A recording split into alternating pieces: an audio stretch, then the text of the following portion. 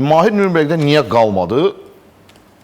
Xatırlayırsansa, bir ara Almaniya mətbuatında tez-tez Mahir haqqında xəbərlər çıxırdı. Yazılırdı ki, məşqdə komanda yoldaşlarına insident yaşayıb, yola getmir, futbolçular bunu istəmirlər.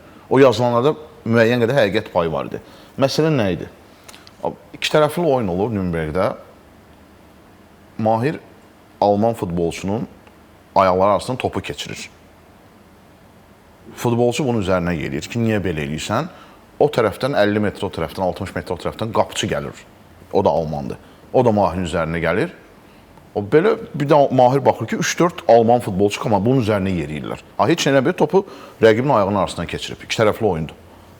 Və digər futbol komanda yoldaşlarını heç kim onu müdafiə eləmir. O sanki o Əşrəf Riyal serialındakı Əşrəf kimidir. Siz hamınız Əşrəf tək. Mahir orada tək qalır. Belə sonra Mahir ardıcıl qollar vuranda idman direktoru çağırır ki, gəl sənin müqaviləni artıraq da indidən. Mahir dedi ki, onunsa mənim müqaviləmdə bir üstəgəl bir opsiyası var. Biz əgər Bundesliga vəsiqə qazansaq, avtomatik həmin maddə qüvvəyə minəcək.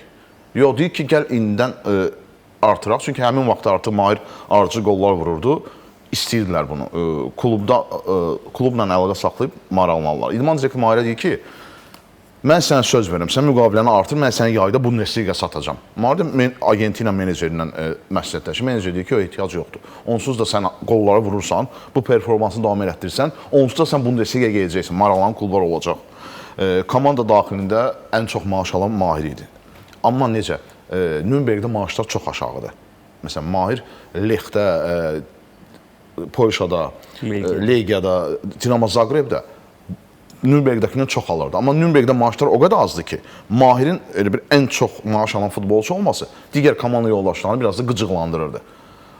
Bax, belə proseslər axırda buna gətirdi. Sonra yadındadırsa bir ara Mahir oynamadı. Bax, həmin məsələlərə görə idi.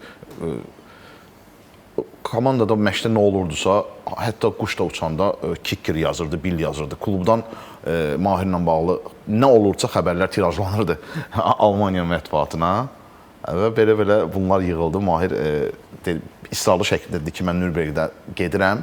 Bir müddət onu oynatmadılar və axırda gördülər ki, Nürnberg 10-cu pilləyə qədər geriləmişdi. Gördülər, yox, əlhaz yoxdur, oynatmaq lazım Mahiri. Ondan sonra başladılar oynatma. Yəni Mahir məsələn 25 oyuna 11 qol vurub. Yəni bütün sezonu oynasaydı, bir 30-32 oyun oynasaydı, məncə bir 20-yə yaxın qol vura bilərdi. Yəni 18-20 qol vura bilərdi. Kariyer yolu açıq olsun.